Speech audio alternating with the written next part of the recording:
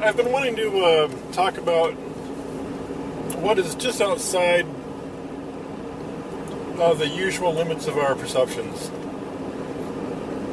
And actually looking about taking those perceptions apart and looking at the filtering that goes on. Filtering and filling in, especially.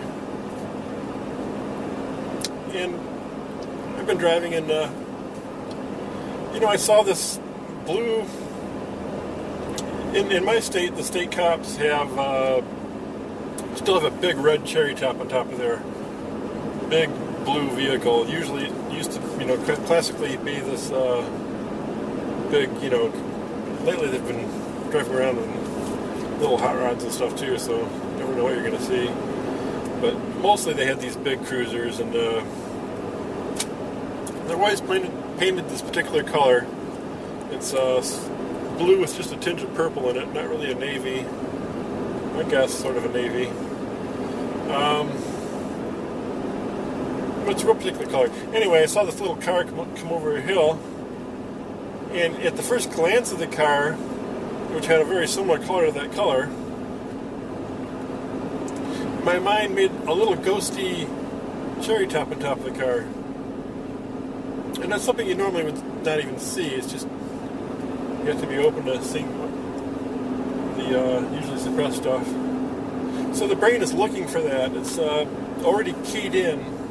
Is that there or not? So it gives me kind of a grayed out image, pinked out or whatever, redded out, but faint, image of a cherry top on top of that car just for a nanosecond. And I've had that happen to me before too. Anyway, the thing was the way my mind was priming the pump. So the senses, any new sense data would, make her erase or present that cherry top, modify it.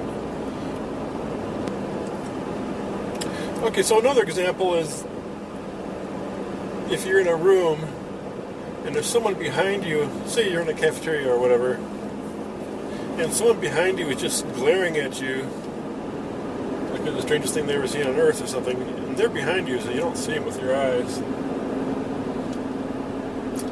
Well, people have always claimed that there's a sense that, you can tell someone's staring at you. You don't see them doing it, though. So what is that if that's not some kind of commonplace mental perception? And then I saw on TV they were testing that. They were doing a double-blind test and all. And they were going through a patio window. And they had the guy seated on the other side of the patio window. And they had her, the person in the house getting tested. And they did more than one person, I believe. They did a whole statistical table on it. But they had the receiver sitting with their, opposite the window. And in either case, the sender was on the other side of the window, sitting in a chair, so he never moves or anything. There's no cue that way, even if there was a reflection or something or whatever. He doesn't really move. He's just, at one point, he's looking down, maybe at a page of text, just reading something.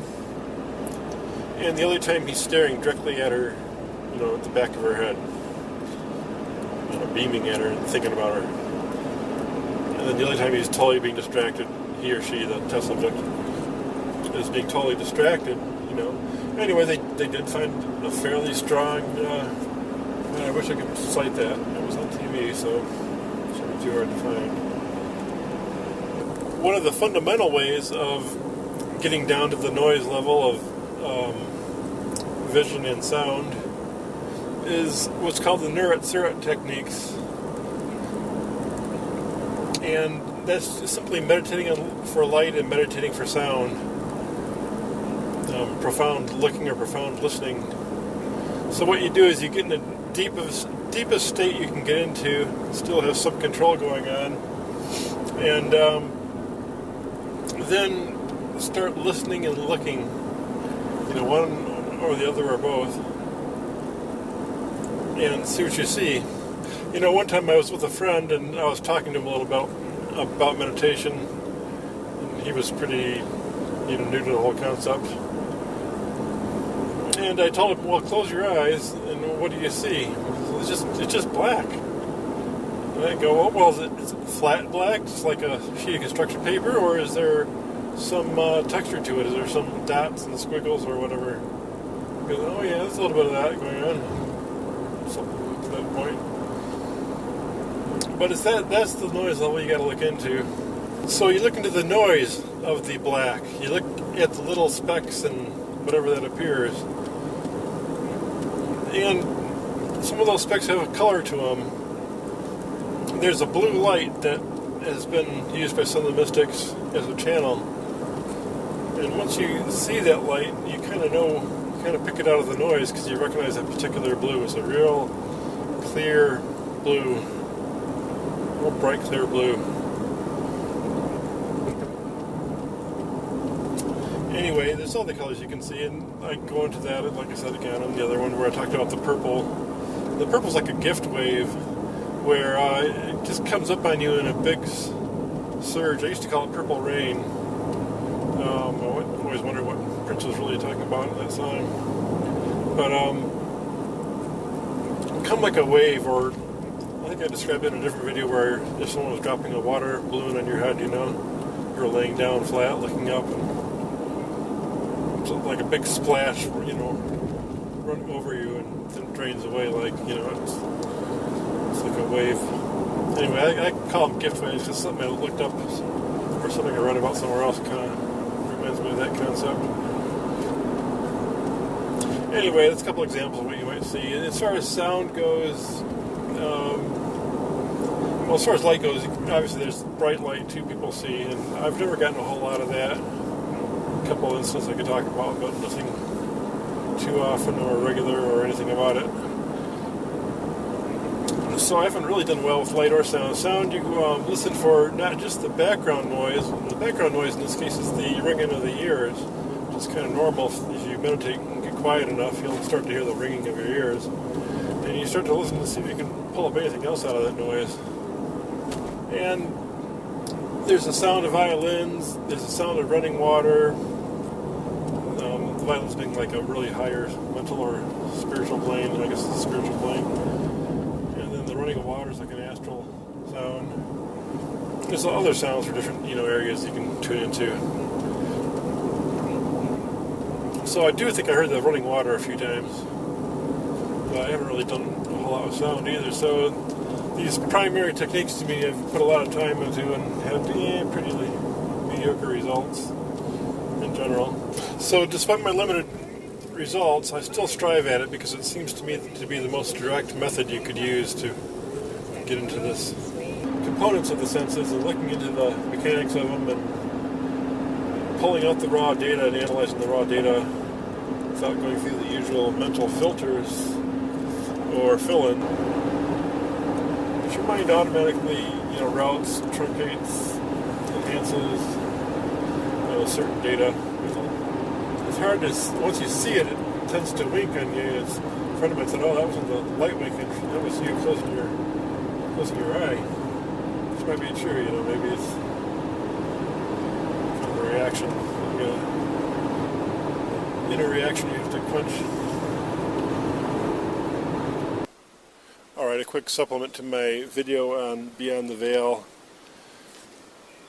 I guess I did these topics already before, so I'm not going to get too deep into it, the actual examples. If you look at my color visualization videos and experiences as a result of color visualization, that one in particular.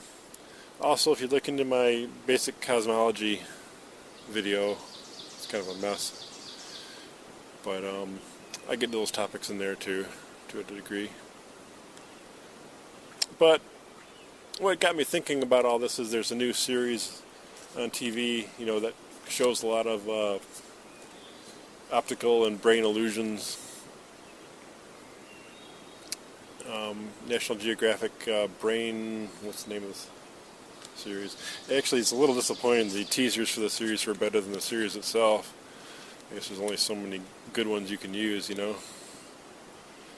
But it does show how much the brain fills in, interpolates and fills in details from some very rough incoming sense data it constructs this seamless, beautiful picture in front of me really is 90% my brain showing me this picture, and only 10% of it's fresh visual information.